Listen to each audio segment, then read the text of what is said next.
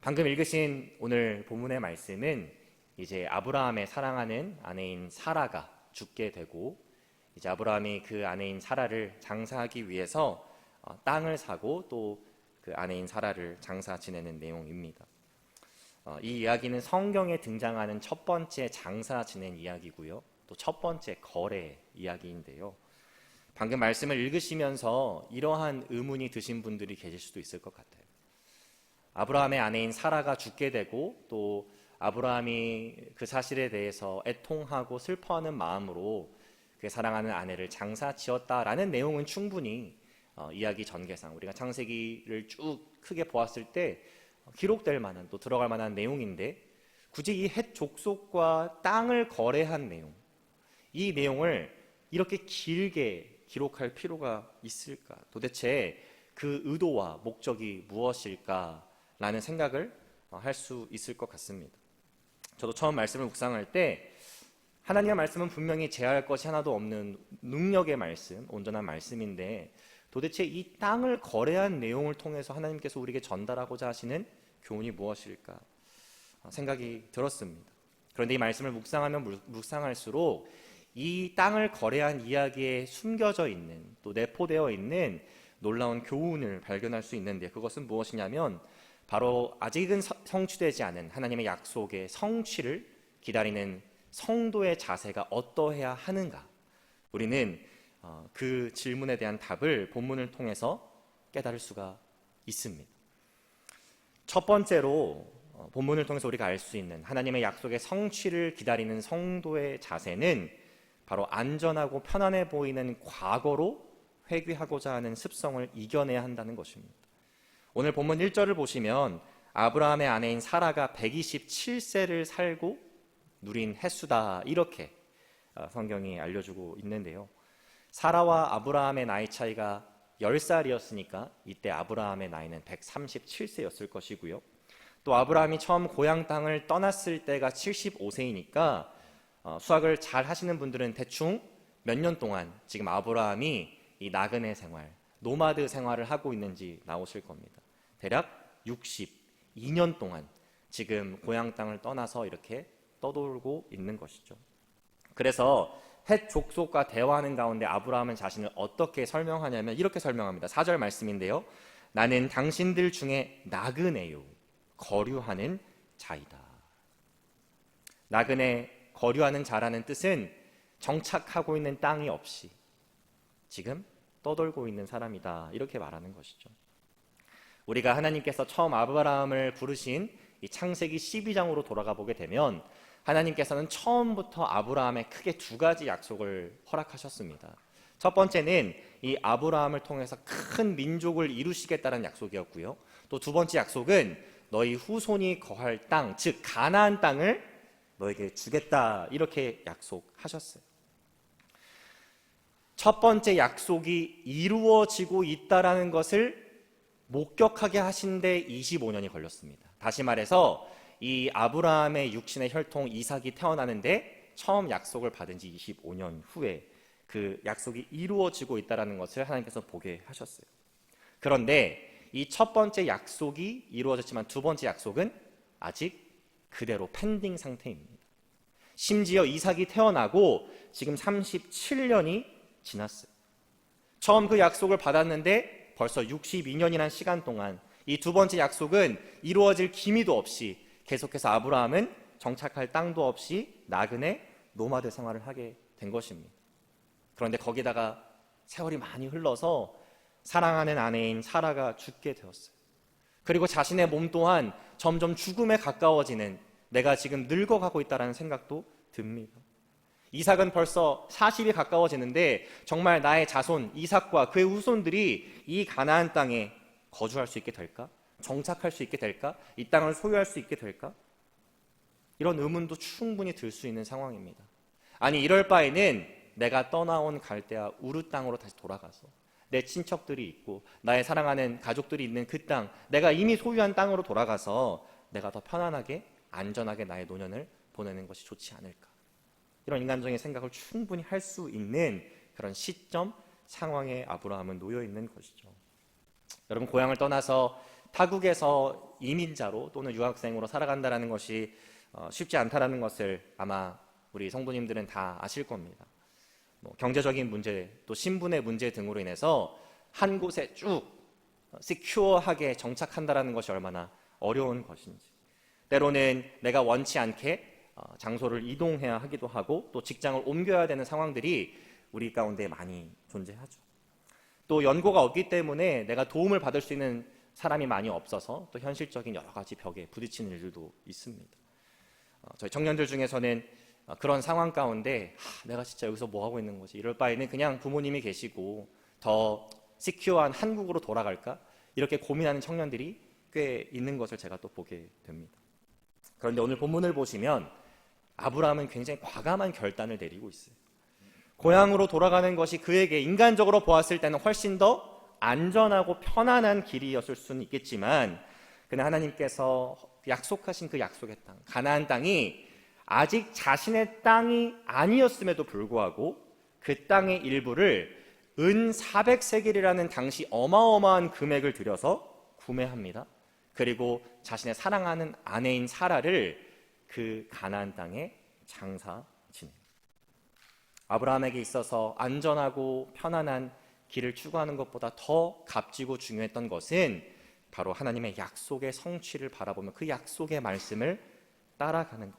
그것이 아무리 무모해 보여도, 아무리 무가치해 보여도, 위험해 보여도 그것을 더 중요하고 가치 있게 값지게 여겼다라는 것입니다. 우리는 종종 신앙생활하는 가운데 자꾸 이 과거로 회귀하려는 습성을 보이는 분들을 종종 만나게 됩니다. 저는 어쨌든 청년부를 섬기고 있기 때문에 가장 많은 인터랙션이 있는 우리 성도님들이 바로 청년들인데요. 교회를 정말 열심히 섬기다가 갑자기 번아웃이 오는 청년들이 있어요. 그것이 관계의 문제일 수도 있고 다른 여러 가지 문제일 수도 있겠지만 이렇게 고백하는 청년들을 종종 만나게 됩니다. 아니 목사님, 제가 이렇게 젊은 나이에 열심히 교회를 섬겼는데 뒤돌아보면 제 커리어에는 하나도 도움이 안 되고 결론적으로 전 시간만 뺏겼고 괜히 제가 잘못된 길을 걸어온 것 같습니다. 차라리 그 시간에 제가 자기 개발을 하고 자격증을 따고 회사 생활을 더 열심히 해서 살아왔다면 지금보다 훨씬 나은 현실이었을 텐데 제가 괜히 교회에 너무 많은 시간을 투자하고 또 섬긴 것 같습니다. 여러분, 그런 마음이 인간적으로는 충분히 들 수 있죠. 또 주변의 여러 사람들과 비교해 봤을 때 그런 자괴감, 또 여러 가지 실망스러운 마음이 들 수 있습니다. 그런데 안타까운 것은 그런 마음이 들었을 때 오늘 본문에서 아브라함이 하고 있는 것처럼 다시 하나님의 약속을 붙잡는 것이 아니라 정말 과거로 회귀하는 청년들을 보게 된다는 것입니다. 교회를 떠나게 되고 예배와 기도와 섬김, 말씀의 자리를 떠나고 다시 내가 생각했던 예전의 인간적인 마음으로 여겼던 형통의 자리로 돌아가려는 모습들을 우리는 보게 되는 것이죠. 여러분, 그것이 출애굽한 이스라엘 백성들이 모였던 모습인 것을 기억하시나요? 하나님께서 이스라엘 백성들을 애굽에서 꺼내주셨어요. 그런데 광야에서 조금만 배고프니까, 조금만 어려우니까, 조금만 목마르니까 애굽에서 구원하신 하나님을 원망하기 시작합니다. 그리고 하나님께 불평을 털어놓아요. 그리고 하나님을 불신하는 마음 때문에 결국 그 많은 이스라엘 백성들은 하나님의 약속의 땅인 가나안 땅으로 가지 못하고 광야에서 비참한 죽음을 맞이하게 됩니다. 여러분, 이것이 하나님의 약속을 끝까지 붙잡지 못하는 자들에게 일어나는 안타까운 결말인 것이죠. 아무리 나의 과거가 또 내가 이전에 처했던 상황과 환경이 더 안전하고 풍요해 보인다고 할지라도 여러분, 우리 성도들은 과거로 회귀하는 자가 아닌 끝까지 하나님의 약속이 성취될 것을 기다리며 그 약속의 말씀을 붙잡는 자들인 것을 믿으시기 바랍니다. 우리는 과거가 아닌 현재와 또 미래에 이루어지고 있고 또 온전히 이루어질 그 약속을 따라서 살아가는 자들인 것이죠. 예수님을 믿는 그 순간 우리의 인간적인 판단과 결정은 더 이상 중요치 않게 되는 것입니다. 오로지 하나님의 약속의 말씀만이 우리의 삶을 지배하고 통치해야 하는 것이죠.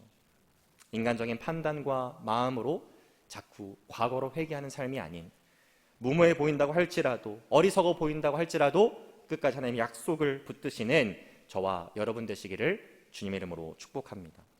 하나님의 약속의 성취를 기다리는 성도의 두 번째 자세는 그 약속의 말씀이 이제 곧 이루어질 것처럼 행동하며 살아간다는 거죠. 여러분, 믿음이 있는 것과 믿음이 있는 것처럼 행동하는 것은 전혀 다른 문제입니다. 제가 예를 한번 들어드릴까요? 모든 성도들이 예수 그리스도를 믿는 믿음 안에서 영원히 하나님 나라에 거할 것이다라는 믿음이 있는 사람이 있습니다. 그런데 그 믿음이 있지만 그 믿음이 없는 것처럼 살아갈 수 있다는 거예요. 하나님의 나라가 나의 정말 참된 의미의 고향이고 본향이고 내가 영원히 거할 천국이라고 믿기는 하는데 마치 이 세상이 나의 본향이고 영원히 거할 것처럼 이 세상의 것들에 몰두하고 이 세상의 보물을 쌓는 모습들이 있을 수 있다는 거예요. 또 반대로 내가 정말 믿는 것처럼 하나님의 나라가 나의 본향이며 고향인 것처럼 하늘의 보물을 쌓는 삶을 사는 사람이 있다는 것입니다. 오늘 본문 말씀을 보면 이 아브라함이 하나님의 약속의 말씀을 단순히 믿었던 자가 아니라 그 믿음대로 행동하는 자였음을 우리는 보게 되는 거예요. 아브라함은 헷 족속에게 이제 자신의 죽은 아내인 사라를 장사 지낼 곳을 좀 팔아라 이렇게 요구하죠.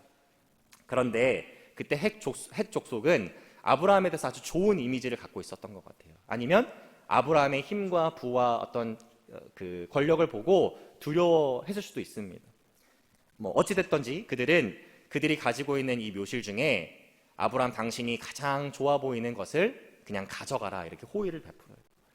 팔지 않고 선물로 주겠다라고 말한 것입니다. 그런데 본문에서 아브라함은 그러한 헷 족속의 호의를 거절합니다. 그리고 당시 엄청난 금액이라고 할 수 있는 이 은 400세겔을 지불하고요. 이것을 legally, 법적으로 확실하게 하기 위해서 몇 가지 조치들을 하는데 첫 번째는 뭐냐면 거래 장소를 프라이빗한 장소가 아니라 사람들이 많이 거니는 도성 입구로 해서 많은 사람들이 그 거래에 증인이 되게 합니다. 그리고 그 은 400세겔 또한 당시 상인들이 통용하는 매저를 딱 지켜서 많은 사람들이 보는 가운데서 지불하는 것이죠.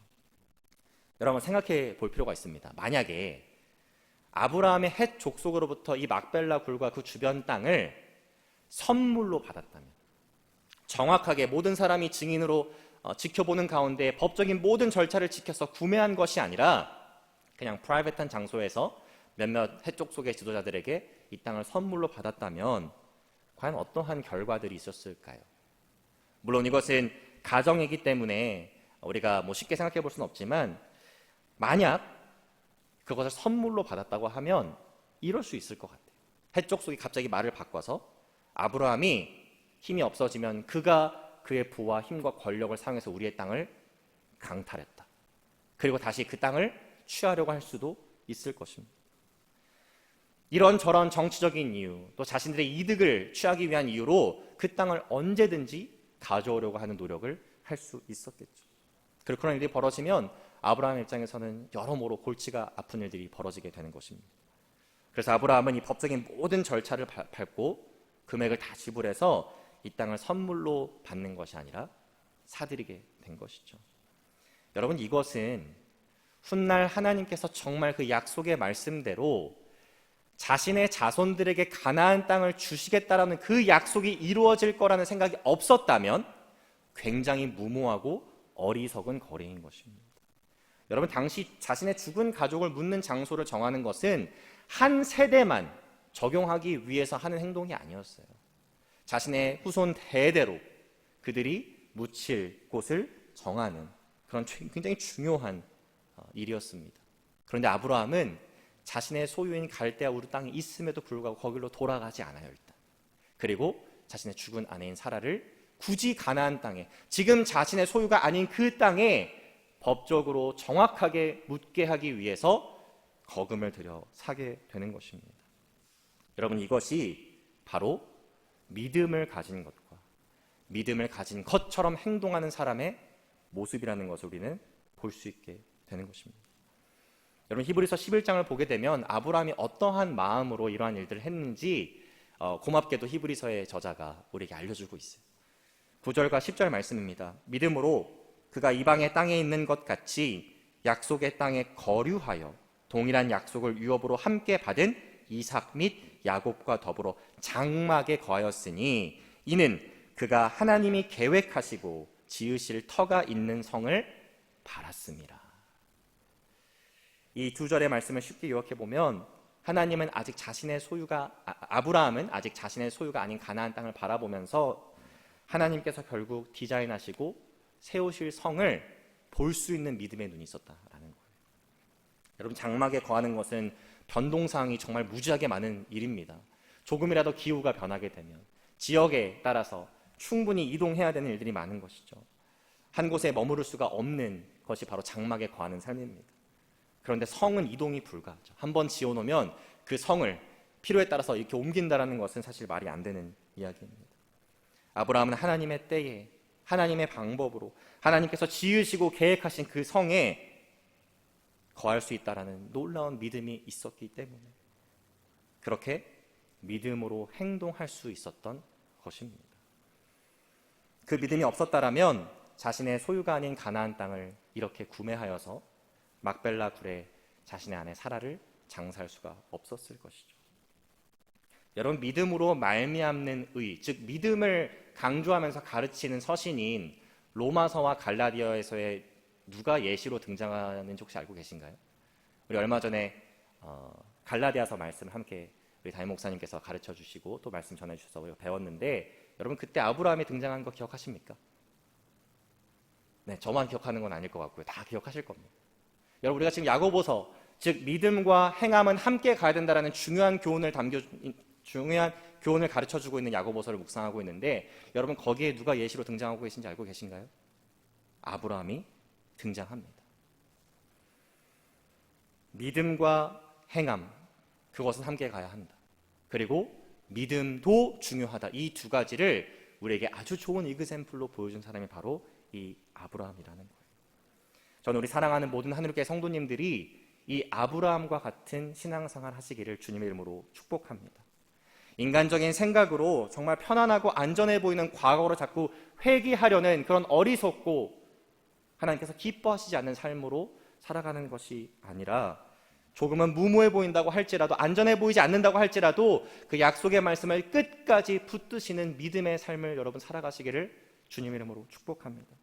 그리고 그 믿음을 소유했을 뿐만이 아니라 그 믿음을 가진 자처럼 행동하여서 여러분들의 믿음이 하나님 앞에 참된 믿음이며 견고한 믿음이라는 것을 보실 수 있는 은혜를 누리시기를 주님의 이름으로 축복합니다. 기도하겠습니다. 사랑의 하나님, 감사합니다. 오늘 아브라함의 이야기를 통하여서 또 사라의 죽음과 그녀가 장사된 이야기를 통하여서 하나님의 약속의 성취를 기다리는 성도의 자세가 어떠해야 하는지를 깨닫게 하신 것 참으로 감사합니다. 하나님, 우리가 살아가면서 이전의 나의 삶이 더욱더 그리워지고 하나님의 약속을 붙드는 것이 나에게 손해를 가져다 주는 것 같고 어리석은 일처럼 보이는 그런 인간적인 마음이 들 때가 있습니다. 하지만 그럴 때 더욱더 하나님을 신뢰하며 그 약속의 성취를 바라볼 수 있는 우리가 되게 하여 주옵소서. 하나님 또한 그 말씀이 곧 이루어질 것이라는 믿음을 갖고 그 믿음대로 행동하는 그런 성숙한 온전한 믿음을 우리가 허락하여 주셔서 그냥 거칠해 하는 믿음 아니라, 빈 깡통인 믿음 아니라 정말 알맹이가 가득 찬 하나님께 그 믿음을 행동으로 증명하는 성숙하고 온전한 믿음의 사람들이 다 되게 하여 주옵소서.